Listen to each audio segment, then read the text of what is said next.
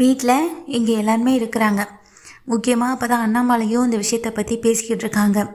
இப்போ வேற வாழ்க்கையில் ஒவ்வொரு பசங்க வாழ்க்கையிலையும் ஒரு வித புது பிரச்சனை வந்துக்கிட்டே தான் இருக்குது. வாழ்க்கையில் எதுவுமே சரியாக போக மாட்டுது விஜயா. முதல்ல நீ மாறினா நம்ம குடும்பமும் மாறும், அந்த நம்பிக்கை எனக்கு இருக்குது விஜயா அப்படின்னு அண்ணாமலை சொல்ல, நான் என்னங்க மாறுறது, நான் சரியாக தானே இருக்கேன்னு விஜயா தான் படித்த முயலுக்கு 3 கால்ன்ற மாதிரி அந்த இடத்த விட்டு நகராமல் அப்படின்னு யோசிக்கவும் செய்கிறாங்க. உனக்கு என்ன சொன்னாலும் புரியாது அப்படின்னு சொல்லி பேசிக்கிட்டு இருக்கும்போது தான் வீட்டுக்கு வந்துட்டு 4-5 பேர் உள்ளே வரவும் செய்கிறாங்க.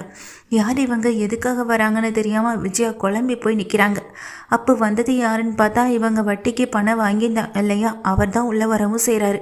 இவர் என்ன வீடு தேடி வந்திருக்காரு, வட்டிக்கான பணத்தை நம்ம தான், வட்டி வேணாம் பணத்தை மட்டும் மாதம் அசல் பணத்தை கொடுத்தா போதும்னு சொன்னார். இப்போ எதுக்கு இங்கே வந்திருக்காருன்னு தெரியலேன்னு நினச்சி விஜயா பயந்து போய் பார்க்குறாங்க. உள்ளே வந்தவரும் வரலாமான்னு கேட்டுக்கிட்டே உள்ளே வர முத்து அப்போ தான் உள்ளே வராங்க. முத்து, ரவி, மனோஜ் இப்படி எல்லாருமே வீட்டில் இருக்காங்க. நீங்கள் எல்லோரும் வீட்டில் தான் இருப்பீங்கன்னு தெரியும், அதனால தான் நான் உங்களை பார்த்துட்டு போகலான்னு பார்த்தேன் அப்படின்னு சொல்ல, இங்கே விஜயா எதுவுமே புரியாமல் பார்க்குறாங்க. இங்கே மனோஜுக்கு முகமெல்லாம் ஒரே வேத்து ஊற்றுது. என்னாச்சு, என்ன பிரச்சனை, எதுக்காக இங்கே வந்திருக்கீங்க, அதான் மனோஜ் மாதம் பணத்தை கட்டுறானா இல்லையா அப்படின்னு அங்கே முத்துவும் கேட்க, நான் அந்த விஷயமா பேசிட்டு போகிறதுக்காக வரல, உங்கள் அம்மா என்னை ஏமாத்திருக்காங்க, அதை பற்றி கேட்டுட்டு போகலான்னு தான் நானும் வந்தேன் அப்படின்னு விஜயாவை பார்த்து சொல்லவும் செய்கிறாங்க. வந்திருக்கவரும், நான் என்ன ஏமாத்தினேன் உங்களேன்னு அந்த ஃபினான்சியர்கிட்ட இங்கே விஜயா கேட்குறாங்க. என்னை பார்த்தா உங்களுக்கு எப்படி தெரியுது, போலியான ஒரு பத்திரத்தை என் கையில் கொடுத்துட்டு நீங்கள் என்னை ஏமாத்தலன்னு நினச்சிருக்கீங்க, அதுதானே உண்மை அப்படின்னு சொல்ல, எது போலியான பத்திரம், போலியான பத்திரம்னு சொல்லிக்கிறதுக்கு எதுவுமே இல்லையே அப்படின்னு சொல்ல, அது போலியான பத்திரம்தான் அப்படின்ற மாதிரி இங்கே ஃபினான்சியரும் சொல்கிறாங்க. நீங்கள் என்ன சொல்கிறீங்க, என்ன பத்திரம், ஏது, என்ன விஜயா என்ன சொல்லிட்டுருக்கார் இவர் அண்ணாமலை புரியாத மாதிரி கேட்க, நானே விஷயத்த சொல்கிறேன். இந்த அம்மாவும் உங்கள் பையன் மனோஜும் பேங்கில் இருக்க உங்கள் வீட்டு பத்திரத்தை உங்கள் சைனை போட்டு எடுத்திருக்காங்க. எடுத்தது மட்டும் இல்லாமல் அதை என்கிட்ட கொண்டு வந்து கொடுத்து இங்கே அதுக்கான பணத்தையுமே வாங்கியிருக்காங்க. அதாவது பேங்கில் இருக்க கடனை கட்டிட்டு அந்த கடனை இப்போ என்கிட்ட வச்சுருக்காங்க அப்படின்னு சொல்ல, வீட்டில் அத்தனை பேரும் அதிர்ந்து போக. அப்போ முத்தி கேட்குறாங்க, அப்பா சைன் பண்ணால் தானே அந்த பத்திரத்தையே கொடுப்பாங்கன்னு சொல்ல, அதெல்லாம் உங்கள் அண்ணன் அந்த சைனை போட்டு வாங்கி கொடுத்துட்டாருன்னு இங்கே சொல்லவும் செய்கிறாங்க ஃபினான்சியரும். இதை கேட்ட அண்ணாமலை முறைச்சி பார்க்குறாங்க விஜயாவையும் அங்கே மனோஜையும். இப்போ என்ன விஷயமா நீங்கள் வந்திருக்கீங்கன்னு சொல்லி கேட்க, அப்போது மொத்த கடனும் உங்ககிட்டேருந்து தான் இவன் வாங்கியிருக்கானா அப்படின்னு இங்கே ஃபினான்சியரை பார்க்குறாங்க முத்துவும். இல்லை அது நான் என்ன சொல்ல வரேன்னு கொஞ்சம் பொறுமையாக கேளுங்கங்க, இப்போ எதுக்கு இங்கே வீட்டுக்கு வந்தீங்கன்ற மாதிரி விஜயா பார்க்க, இங்கே பாருங்கம்மா, நீங்கள் கொடுத்த பத்திரம் உண்மையிலேயே உண்மையான பத்திரம் தான் நானும் நினச்சேன், ஆனால் என் கைக்கு வந்தது அது உண்மையான பத்திரமே இல்லையே, அந்த வீடு உங்கள் பேரில் இருக்கதா சொன்னீங்க, ஆனால் அந்த வீடு உங்கள் பேரில் இல்லையே அப்படின்னு சொல்லி இங்கே ஃபினான்சியர் புது குண்டை தூக்கி போடுறாங்க. சார் என்ன சொல்கிறீங்க, எங்கள் அப்பா எனக்காக கொடுத்த இந்த வீடு, இதை நான் யார்கிட்ட வேணாலும் அடமானம் வைக்க முடியும், அப்படின்னா நீங்கள் சொல்கிற மாதிரி இது போலியான பத்திரமா இருந்தால் பேங்கில் எப்படி இதை வாங்கி வச்சுட்டு எனக்கு அவங்க பணம் கொடுப்பாங்க அப்படின்னு விஜய் கேள்வி கேட்குறாங்க. அதுக்கு ஃபினான்சியரும், பேங்கில் நீங்கள் வச்சது எல்லாமே உண்மைதாம்மா, ஆனால் பத்திரம் தான் மாறி இருக்கு அப்படின்னு சொல்ல, என்ன சார் சொல்கிறீங்க, நானும் இங்கே மனோஜும் சேர்ந்து தானே சைன் பண்ணி அந்த பத்திரத்தை பேங்க்லேருந்தே வாங்கிட்டு வந்தோம், அப்புறம் எப்படி இங்கே பத்திரம் மாறி இருக்குன்னு சொல்கிறீங்க அப்படின்ற மாதிரி சொல்லிட்டு கேட்குறாங்க. அதானேம்மா எனக்கும் தெரியலை, நீங்கள் வாங்கிட்டு வந்தேன்னு சொல்கிறீங்க, அது என்கிட்ட கொடுத்தும் இருக்கீங்க, ஆனால் அது உண்மையான பத்திரம் கிடையாதுன்னு நானும் கண்டுபிடிச்சிட்டேன், அது உண்மையான பத்திரம் இல்லை, போலியான பத்திரம், முதல்ல இந்த வீடு உங்கள் பேர்லேயே இல்லை அப்படின்னு சொல்கிறாங்க. இதற்கு இந்த வீட்டை வச்சு வேற என்கிட்ட பணத்தை வாங்கியிருக்கீங்க, என்னுடைய பணம் எனக்கு வந்தே ஆகணும், இல்லையா உங்கள் யாரையும் நான் சும்மா விட மாட்டேன்னு சொல்லிட்டு இங்கே ஃபினான்சியர் சொல்லும் போதே சிந்தாமணி வராங்க.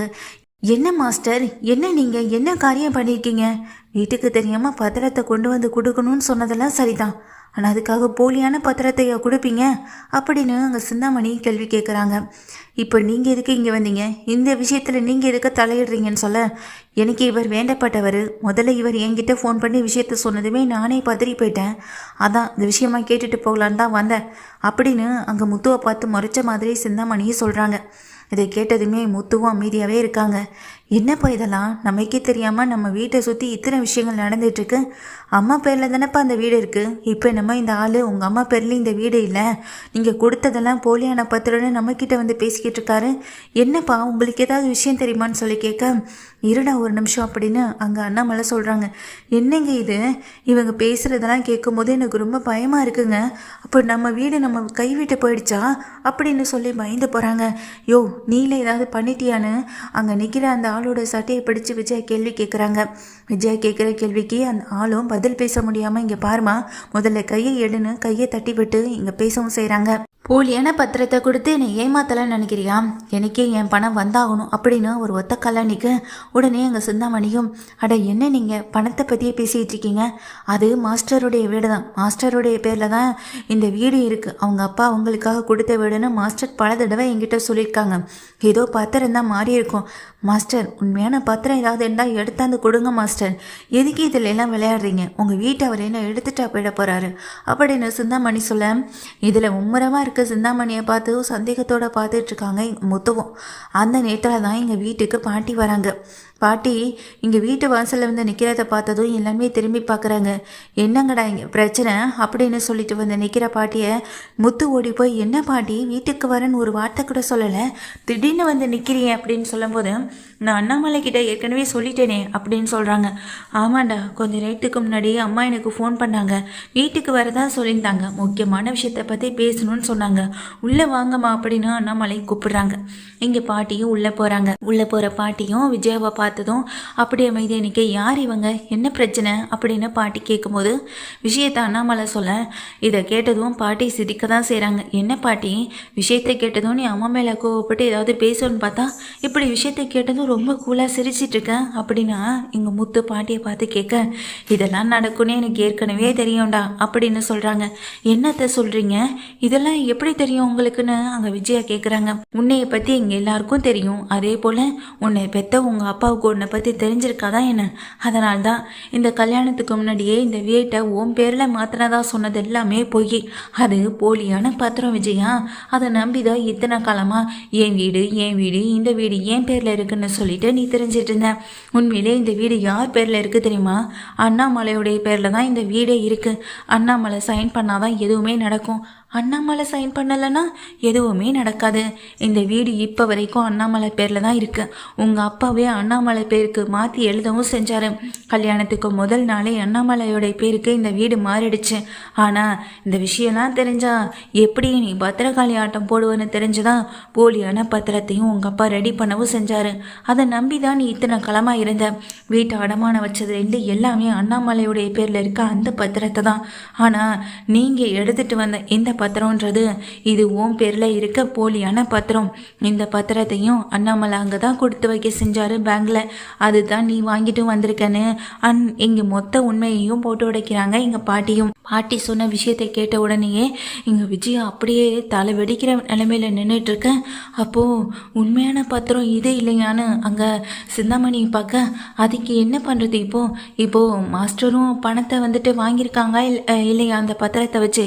அப்போது பத்திரத்தை கேட்டு வந்து நிற்கும் போது நீங்கள் கொடுத்து தானே ஆகணும். அப்போ பேங்கில் இருக்க பத்திரம் அது என்கிட்ட ஏற்கனவே வந்துடுச்சு. நீங்கள் பணத்தை எப்போ கட்டி அந்த பத்திரத்தை வாங்கினீங்களோ அப்போவே அந்த பத்திரம் என்கிட்ட வந்துடுச்சு. அங்கே இருக்கவரும் எனக்கு வேண்டப்பட்டவர் தானே, அவர் மூலமாகவே பத்திரத்தை நான் வாங்கிட்டேன்னு அண்ணாமலையும் சொல்கிறாங்க. இதை கேட்டதுமே இங்கே நின்றுக்கிட்டு இருக்க விஜயாவுக்கு ஒன்றும் புரியலைனாலும் அண்ணாமலை சொல்கிறாங்க, இந்த விஷயத்தை பற்றி தான் பேசணும்னு சொன்னீங்களாமான்னு சொல்ல, ஆமாண்டா அண்ணாமலை, இந்த விஷயத்தை பற்றி பேசிட்டு போகலான்னு தான் நானும் வந்தேன் அப்படின்னு அங்கே பாட்டியை சொல்கிறாங்க. அப்புறம் என்ன, அந்த பத்திரத்தை எடுத்து கொடுக்க வேண்டியதானேன்னு சொல்லும்போது, பத்திரம் இல்லாமல் இந்த இடத்த விட்டு நான் நகர மாட்டேன், இல்லைனா என்னுடைய பணம் மொத்தமாக என் கைக்கு வந்து சேர்ந்தே ஆகணும் அப்படின்னு அந்த ஃபினான்சியர் சொல்லும்போது, என்னடா பார்த்துட்ருக்கேன், போ உன்னுடைய ஷோரூம் பத்திரம் இருக்குல்ல அதை எடுத்துகிட்டு வந்து கொடு அப்படின்னு சொல்ல, ஷோரூம் பத்திரத்தையா, அதை எதுக்கு நான் கொடுக்கணும்னு அங்கே நின்றுகிட்டு இருக்க மனோஜ் கேட்க, நீ அதுக்காக தானடா இவ்வளோ கடன் வாங்கியிருக்க, உனக்காக அப்பா ஒரு பேரில் இருக்க வீட்டை வேற இங்கே வைக்கணுமா? ஏற்கனவே உனக்காக வச்சு அந்த பேங்க்லேருந்து பணம் வாங்கினதெல்லாம் போதும், இதுக்கப்புறமும் உனக்காக எதுவுமே செய்ய முடியாது. ஏற்கனவே எடுத்துட்டு உன்னை 30 லட்சம் பணத்தையே இங்கே திருப்பி கொடுக்க முடியல, மேலும் மேலும் எங்கள் வீட்டில் இருக்க எல்லாருமே கடனாளி ஆக்கிக்கிட்டே இருக்கேன், படிச்சிருக்கே தவிர மண்டையில் எதுவுமே இல்லை, சுத்த முட்டாளடா நீ அப்படின்னு அங்கே முத்துவம் தட்டுறாங்க. விஜயா இங்கே எதுவுமே பேசாமல் நிற்கிறாங்க. உடனே ஷோரூம் பத்திரத்தை மனோஜ் எடுத்துகிட்டு வந்து கொடுக்க அதை வாங்கின அந்த ஃபினான்சியரும் வேறு வழி இல்லை, ஏன்னா வீட்டு பத்திரத்தை கேட்டு சண்டை போட முடியாதுன்னு அவங்க அங்கேருந்து கிளம்ப சிந்தாமணி நினச்ச பிளான் அப்படியே சொதப்பலானதுனால வேறு வழி இல்லாமல் சிந்தாமணி நின்றுட்டே இருக்காங்க.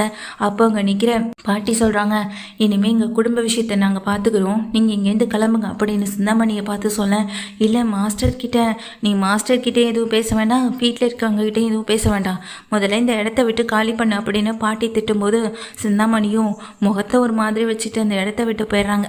அங்கே நிற்கிற விஜயா பக்கத்தில் வர எங்கள் பாட்டியும், நீ இந்த மாதிரியான காரியத்தை என்னைக்காவது ஒரு நாள் செய்வேன், மாட்டி பண்ண உங்கள் அப்பாவுக்கு ஏதோ தோணியிருக்கும் போல், அதான் அப்போவே இந்த வீட்டோட பத்திரத்தை முழுசாக அண்ணாமலை பேர்லேயே மாற்றியாச்சு. அண்ணாமலை பேரில் தான் இத்தனை வருஷமாக இந்த வீடு இருக்குது. அது தெரியாமல் நீ பண்ணிக்கிட்டு இருந்த இந்த வேலைக்கெல்லாம் நான் ஒரு விஷயத்த சொல்லிட்டு போகலான்டா வந்தேன். இந்த வீட்டை விட்டு எத்தனை மருமகளையும் அனுப்பிட்டேன். ரோஹிணி தப்பு பண்ணா சரி, அவள் இந்த வீட்டை விட்டு போயிட்டா. ஆனால் மீனா என்ன தப்பு பண்ணா? மீனாவை வீட்டை விட்டு வெளியே அனுப்புறதுக்கு உனக்கு முதல்ல இந்த வீட்டில் என்ன உரிமை இருக்குது? இந்த வீட்டில் யார் இருக்கணும் இருக்கக்கூடாதுன்ற ஒரு முடிவு எடுக்க வேண்டிய உரிமை இங்கே அண்ணாமலைக்கு மட்டும்தான் இருக்கு. ஆனால் அண்ணாமலை இது நாள் வரைக்கும் இந்த விஷயத்தை வீட்டில் யார்கிட்ட உங்ககிட்ட சொல்லி காட்டியிருந்திருப்பானா? இல்லை, அவன் விஷயம் உனக்கே தெரிஞ்சிருந்தாலும் அவன் வாயிலேருந்து இப்படி ஒரு வார்த்தை வரவே வராது. விஜயா, நீ நினச்சா இந்த வீடு உண்மையிலேயே கூட்டு குடும்பமாக சந்தோஷமாக இருக்க முடியும். ஆனால் நீ நினைக்கிறது தனியாக இருக்கணும், தனிமையில் மட்டுமே இருக்கணும்னு நினைக்கிறேன்னா இந்த வீடு இப்போவே அண்ணாமலை உன் பேருக்கு மாற்றி எழுதி கொடுத்துட்டு மொத்தமாக நான் என் பேர பசங்களையும் பேத்தியலையும் என் மகனை கூட்டிகிட்டு இப்போவே நான் இந்த வீட்டை விட்டு வெளியே போவேன்னு பாட்டி மிரட்டவும் செய்கிறாங்க. மிரட்டின பாட்டியை பார்த்து பயந்து நிற்கிறாங்க விஜயாவும். அடுத்து என்ன பேசுகிறதுன்னு தெரியவும் இல்லை. ரொம்ப கலங்கியபடி தலையை கீழே போட்டு தொங்க போட்டுட்டு நிற்கவும் செய்கிறாங்க. வந்த சிந்தாமணியும் ஏமாந்து தான் இந்த வீட்டை விட்டு ஓடவும் செய்கிறாங்க. உன்னுடைய சேர்க்கையும் சரியில்லை, நீ பண்ணிகிட்ருக்க வேலையும் எதுவுமே சரியில்லைன்னு விஜயாவை கண்டிக்கிறேன். எங்கள் பாட்டியை பார்த்துட்டு அண்ணாமலையும், அம்மா விடுங்கம்மா, இப்போதைக்கு விஜயாவுக்குன்னு இல்லை, எப்போதுக்கும் நம்ம என்ன சொன்னாலுமே புரியாது, புரிஞ்சுக்கிற பக்குவமும் அவளுக்கு இன்னமும் வரல, இனிமேல் எப்போ வரப்போதோ எனக்கு தெரியலை அப்படின்னு அண்ணாமலை கவலைப்பட, டே அண்ணாமலை நீ எதுக்கடா கவலைப்படுற? மீனா இந்த வீட்டுக்கு வருவான், இதோ ஸ்டுடியும் இந்த வீட்டுக்கு வருவான், இந்த குடும்பம் சந்தோஷமாக இருக்கும், நீ வேணா பார்த்துக்கிட்டே இரு, ஒரு நல்லது நடக்க தான் போகுது அப்படின்னு அங்கே பாட்டியும் சொல்லிட்டு இருக்காங்க. முத்துவும் இங்கே அப்பாவையும் தான் பாட்டியை பார்த்துக்கிட்டு, அப்பா அந்த பத்திரம் எங்கன்னு சொல்லி கேட்க, அது பத்திரமா இருக்க வேண்டிய இடத்துல இருக்குடா அப்படின்னு சொல்ல, அங்கே மனோஜும் என்ன பண்ணுறதுன்னு தெரியாமல் நிற்கிறாங்க. இனி உனக்காக ஒரு ரூபா கூட இனி இந்த வீட்டில் இருக்கவங்க கடன் வாங்க முடியாது. இனிமேல் வாங்கின கடனை அடைக்க வேண்டிய பொறுப்பு உன் கையில் தான் இருக்குது. அதை அடைக்கலைன்னா மொத்த அந்த ஷோரூமை அவனே எடுத்துப்பான். இனிமே அதை நீ தாண்டா அடைக்கணும் அப்படின்னு அங்கே நிற்கிற முத்துவும் மனோஜை பார்த்து திட்டதான் செய்கிறாங்க. சிந்தாமணியும் எங்கள் விஜயாவை பார்த்து பேசுகிறாங்க. என்ன மாஸ்டர், நான் கூட என்னென்னமோ நினச்சிட்டேன் தெரியுமா, ஆனால் உங்களுக்கே தெரியாமல் உங்கள் ஃபேமிலியில் இருக்க உங்கள் வீட்டுக்காரே உங்களை இந்த அளவுக்கு ஏமாத்திருக்காருன்னு நினைக்கிறப்போ என் மனசே என்னால் தாங்கிக்க முடியலை. இப்போ என்னடானா அந்த வீட்டு பத்திரம் உங்கள் பேரில் இல்லை, உங்கள் புருஷன் பேரில் தான் இருக்குன்னு சொல்லும்போது எப்படி தான் உங்களால் இந்த விஷயத்தை தாங்கிக்க முடியுமோ அப்படின்னு விஜயாவை ஏற்றி விடுற விதமாக இங்கே சிந்தாமணி சொல்கிறாங்க. ஆனால் ஒன்று மாஸ்டர், நானும் ரொம்பவே நம்பிட்டேன், உண்மையான பத்திரம் தான் அதுன்னு. ஆனால் எவ்வளோ சீப்பாக நடந்திருக்காங்க பாருங்கள், உங்கள் அப்பா கூட உங்களை ஏமாத்திருக்கார் பாருங்க அப்படின்னு சிந்தாமணி சொல்ல, விஜயாவுக்கு கோவம் அதிகத்தோடு இருக்கத இங்கே பார்வதியும் பார்க்குறாங்க. சிந்தாமணி, இப்போ எதுக்கு விஜயா கிட்ட இந்த மாதிரி பேசிக்கிட்டு இருக்கீங்க? விஜயா இப்படியெல்லாம் தப்பு பண்ணுவான்னு அவங்க அப்பாவுக்கு ஏற்கனவே தெரிஞ்சிருக்கு. எந்த வகையிலையும் இந்த வீட்டில் இருக்கவங்களையோ இல்லை இந்த வீடோ பாதிக்கப்படக்கூடாதுன்றதுக்காக தான் விஜயோட அப்பா இங்கே அண்ணன் பேர்லேயே எழுதி வச்சுருக்காங்க. இதில் என்ன தப்பு இருக்குது? வேறு யாரோ ஒருத்தவங்க பேரில் எழுதினா தானே தப்பு. விஜயா கல்யாணம் பண்ணிட்டு வந்த அண்ணாமலை அண்ணன் மேலே தானே இவங்களும் அந்த வீட்டை எழுதி வச்சுருக்காங்க. என்ன விஜயா, நீயும் அவங்க சொன்னதுக்கேற்ற மாதிரி கோவப்பட்டு உட்காந்துருக்க? நீயே கொஞ்சம் யோசிச்சு பாரு, நீ ஏதோ ஒரு பெரிய தப்பு பண்ணியிருக்க, அதான் உங்கள் அப்பாவும் இந்த முடிவை எடுத்திருக்கார் அப்படின்னு சொல்ல, என்ன மாஸ்டர் பார்வதி சொல்கிறது போல் உங்கள் வாழ்க்கையில் நீங்கள் ஏதாவது தப்பு பண்ணியிருக்கீங்களா என்ன? அதனால்தான் உங்கள் அப்பா இந்த முடிவை எடுத்திருக்காரா என்ன அப்படின்னு சிந்தாமணியும் கேள்வி கேட்குறாங்க. அதெல்லாம் எதுவும் இல்லை சிந்தாமணி, அதான் இப்போதைக்கு நான் இங்கே ஷோரூம் பத்திரத்தை கொடுத்துட்டேன்ல, அதோட விட்டுருங்கன்னு சொல்ல, அதை மட்டும் என்னால் எப்படி விட முடியும்? அந்த வீடு என் கைக்கு வந்துடும். அந்த வீட்டை நான் பல கோடி ரூபாய்க்கு வித்தரலான்னு ஒரு கனவு கண்டுகிட்டு இருந்தேன். இப்படி இந்த வீடு அவர் பேரில் இருக்குது, இவர் பேரில் இருக்குன்னு கடைசியில் போலியான பத்திரம் என் கைக்கு வந்து இப்படி கைவிட்டு போகும்னு நினச்சி கூட பார்க்கலையே. திரும்ப அந்த பத்திரத்தை நான் எப்படி திருப்பி வாங்குறதுன்னு யோசனை பண்ணிகிட்டே இருக்கேன் எங்கள் சிந்தாமணி. விஜயாவை பார்த்துட்டு கேட்குறாங்க, மாஸ்டர் நான் ஒன்று கேட்பேன், அந்த தப்பாக நினச்சிக்க மாட்டிங்களே, அந்த வீட்டு பத்திரத்தை திரும்பவும் வாங்கி கொடுக்க முடியாதா அப்படின்னு சொல்லும்போது, எதுக்கு கேட்குறீங்கன்னு உடனே பார்வதி கேட்குறாங்க. அதான் அந்த ஷோரூமுடைய பத்திரத்தை நம்ம மனோஜ் கொடுத்துட்டான்ல, அதை தாண்டி வீட்டு பத்திரம் எதுக்கு உங்களுக்கு நாங்கள் பார்வதி கேட்க. இல்லை பார்வதி, என்ன இருந்தாலும் ஷோரூம் பத்திரத்தை எல்லாம் வச்சு கடன் வாங்குறதெல்லாம் ரொம்ப பெரிய விஷயம். அதுவும் கஷ்டப்பட்டு உழைச்சிட்டு இருக்க அந்த ஷோரூம் வேற. மனோஜுக்கு ஒவ்வொரு நாளும் அது மனசில் இருந்துக்கிட்டே தானே இருக்கும், கஷ்டப்பட்டுகிட்டே இருப்பாள்ல. அதனால தான் சொன்னேன், வீட்டு பத்திரம்னா கொஞ்சம் பொறுமையாக நம்ம பணத்தை திருப்பி கொடுத்தலான்ற ஒரு எண்ணமும் இருக்குல்லன்னு சொல்ல. அதுதான் ரொம்ப தப்பு சிந்தாமணி அப்படின்னு பார்வதி சொல்லிட்டு இங்கே விஜயாவை பார்க்குறாங்க. இங்கே பாரு விஜயா, நடந்திருக்க விஷயத்திலே இப்போ தெளிவான விஷயம்னா ஷோரூம் பத்திரத்தை கொடுத்தது மட்டும்தான். அப்போ தான் மனோஜுக்கு இப்போ இருக்கிறத விட பல மடங்கு நம்ம அதிகமாக சம்பாதிச்சு எப்படியாவது ஷோரூமை மீட்டிடணும், பணத்தை கட்டிடணுன்ற ஒரு எண்ணமும் வரும். அதுவே வீட்டு பத்திரத்தை நீ கொடுத்து வச்சிருந்தனா நம்ம வீடு எப்போனாலும் நம்ம திருப்பிக்கலான்ற ஒரு அசால்ட்டான ஒரு எண்ணம் தான் மனோஜுக்கு வரும். முன்ன மாதிரி மனோஜ் இருக்க மாட்டான். மனோஜ் முன்னைய விட நல்லா வேலை பார்க்கணுன்னா இப்போ எடுத்திருக்க இந்த முடிவு தான் சரின்னு அங்கே பார்வதி சொல்ல, இந்த பார்வதி வேற குறுக்க போந்து என் பிளான் எல்லாத்தையுமே இங்கே சொத்தப்பல் பண்ணிகிட்டே இருக்காளேன்னு சிந்தாமணி ஒரு பக்கம் கோவத்தோட பார்த்துட்டே இருக்காங்க. சரி அப்போ நான் கிளம்புறேன்னு சிந்தாமணி அங்கேருந்து கிளம்ப, முதல்ல கிளம்பட்டும் இவனு பார்வதி பார்த்துக்கிட்டே இருக்கேன். சிந்தாமணி அந்த இடத்த விட்டு போக, விஜயா முதல்ல இந்த சிந்தாமணியோடைய ஃப்ரெண்ட்ஷிப்பை கட் பண்ணு அப்படின்னு சிந்தாமணி போனதுமே விஜய் கிட்ட சொல்ல, ஏன் இப்படி சொல்கிற பார்வதி அப்படின்னு கேட்க, அந்த சிந்தாமணி உன் நல்லதுக்காக எதையுமே சொல்கிற மாதிரியே தெரியலையே. ஆரம்பத்துலேருந்து அந்த வீட்டு பத்திரத்தை மட்டுமே தான் பேசிக்கிட்டு இருக்கான். எனக்கு என்னமோ அந்த வீட்டு பத்திரத்தை இவளே வாங்கி வச்சுப்பாளோன்னு எனக்கு தோணுது அப்படின்னு சொல்ல, சச்சா நினைக்கிற மாதிரியெல்லாம் சிந்தாமணி ஒன்றும் கிடையாது, சிந்தாமணி ரொம்ப நல்லவங்க அப்படின்னு அங்கே விஜயாவும் சொல்ல, நீ தான் அப்படி நினச்சிட்டு இருக்க, ஆனால் அந்த சிந்தாமணியை பார்க்கும்போது எனக்கு அப்படி எதுவுமே தோணலை அப்படின்னு பார்வதி சொல்லிட்டு இருக்காங்க. ஏன் விஜயா, உங்கள் அப்பா உன் பேரில் பத்திரம் எழுதாமல் அண்ணன் பேரில் எழுதியிருக்காரு, ஆனால் அது தெரிஞ்சா நீ ஏன் சண்டை போடுவேன்னு உங்கள் அப்பா நினச்சிருந்துருக்காரு, எனக்கு அதான் புரியவே இல்லைன்னு சொல்ல, அது பெரிய கதை பார்வதி. கல்யாணத்துக்கு முன்னாடி வரைக்கும் எனக்கு இவரை கல்யாணம் பண்ணிக்கிறதுல விருப்பமே இல்லை. ஒரு ரயில் என்ஜின் டிரைவரை நான் எதுக்கு கல்யாணம் பண்ணணும்னு கேட்டு வீட்டில் ரொம்ப சத்தம் போட்டேன், ஏன் சண்டை கூட பிடிச்சேன். கல்யாணத்துக்கு முன்னாடி இந்த வீட்டை விட்டு போகலான்னு கூட நான் முடிவெடுத்தேன். அந்த அளவுக்கு இந்த கல்யாணத்தில் எனக்கு வெறுப்பாக மட்டும்தான் இருந்துச்சு. அப்போதான் அப்பா சொன்னார், நீ இவனை கல்யாணம் பண்ணிட்டா மட்டும்தான் என்கிட்ட இருக்க இந்த வீட்டையும் சொத்தையும் நான் உன் பேரில் எழுதி வைப்பேன், இல்லைனா இதை ஏதோ ஒரு அநாத ஆசிரமத்துக்கு எழுதி வச்சுட்டு நான் போய் சேர்ந்துருவேன்னு சொன்னார். அந்த ஒரு காரணத்துக்காக தான் நான் இந்த கல்யாணத்தையே சம்மதித்தேன் அப்படின்னு சொல்கிறாங்க. பின்னையும் உன் அப்பா உன் பேரில் எழுதாமல் அண்ணன் பேரில் மாற்றி எழுதினாருன்னு சொல்லி இங்கே பார்வதியும் விஜயாவும் யோசனை பண்ணிகிட்டு இருக்கும் போதே பார்வதிக்கு யோசனை வந்து உடனே விஜயாவை பார்த்து சொல்கிறாங்க, ஏன் விஜயா, ஒருவேளை உன் பேரில் எழுதி வச்சா சொத்துக்காக நீ என்ன வேணாலும் செஞ்சிருவியோன்னு ஒரு பயத்தில் கூட அவர் அண்ணன் பேரில் எழுதி வச்சுருந்துருக்கலாம்ல, இது தெரியாமல் இருக்கிறதுக்காக போலி பத்திரத்தை கூட உங்கள் அப்பா இதை ரெடி பண்ணி வச்சுருந்துருக்கலாம்லன்னு சொல்லும்போது, அதை ஏன் அவர் பண்ணணும், நான் தான் அவர் சொன்ன மாதிரி இந்த கல்யாணத்துக்கு சம்மதிச்சிட்டேனே, அவர் சொன்ன பையனை தானே நானும் கல்யாணம் பண்ணேன், இப்போ வரைக்கும் அவர் கூட தானே வாழ்ந்துக்கிட்டு இருக்கேன், ஏன் சொல்லப்போனால் ஒரு படி அதிகமாகவே நான் அவர் மேலே அன்பாகவும் அக்கறையாகவும் தானே இருக்கேன் அப்படின்னு விஜயா சொல்லும்போது, இல்லை விஜயா, அப்போதைக்கு உங்கள் அப்பாவுக்கு உன் மேலே நம்பிக்கை இல்லாமல் இருந்திருக்கலாம், உனக்கு பணமும் வசதியுமே பெருசாக தேவைப்பட்டதுனால அவர் இந்த மாதிரி ஒரு காரியத்தை செஞ்சிருந்திருக்கலாம். எங்கள் கல்யாணத்துக்கு பிறகு வீடு உனக்கு வந்துடுச்சுன்னு நீ அதனால் இங்கே கல்யாணம் பண்ணி வச்ச இங்கே அண்ணாமலை அண்ணனை விட்டுட்டு போயிடுவியோன்ற ஒரு பயம் அவருக்கு இருந்திருக்கு. அதனால்தான் வீட்டை உன் பேரில் இல்லாமல் அண்ணாமலை அண்ணனுடைய பேரில் எழுதியிருக்காரு. அவர் உன்கிட்ட சொன்னதுக்காக உன் பேரில் எழுதின மாதிரி இங்கே போலியான பத்திரத்தையும் ரெடி பண்ணியிருக்காரு. இதுதான் விஜயா நடந்திருக்கணும் அப்படின்னு பார்வதி சொல்ல, இப்போ தான் பார்வதி நீ சொன்னதுக்கு பிறகு எனக்கு ஒரு தெளிவு கிடைக்கிது. எங்கள் அப்பா என் மேலே இந்த பயமே இதுதான் போல. கல்யாணத்தில் விருப்பம் இல்லைன்னு சொன்னதுனால தான் அவர் இந்த மாதிரி செஞ்சுருக்கணும்னு சொல்ல, கல்யாணத்தில் விருப்பம் இல்லைன்றதுனால மட்டும் கிடையாது விஜயா, உன்னுடைய குணத்தினாலேயும் மட்டும்தான். நீ எப்போதுமே பணம் வசதி வாய்ப்பு இதை தான் பெருசாக நினைப்ப. இப்போ கூட வீட்டுக்கு வர மருமகளுங்க பணத்தோடையும் வசதியோடையும் தான் வரணும்னு நினைக்கிறியே தவிர நல்ல குணத்தோடு வரணும்னு நீ ஆசைப்படலை.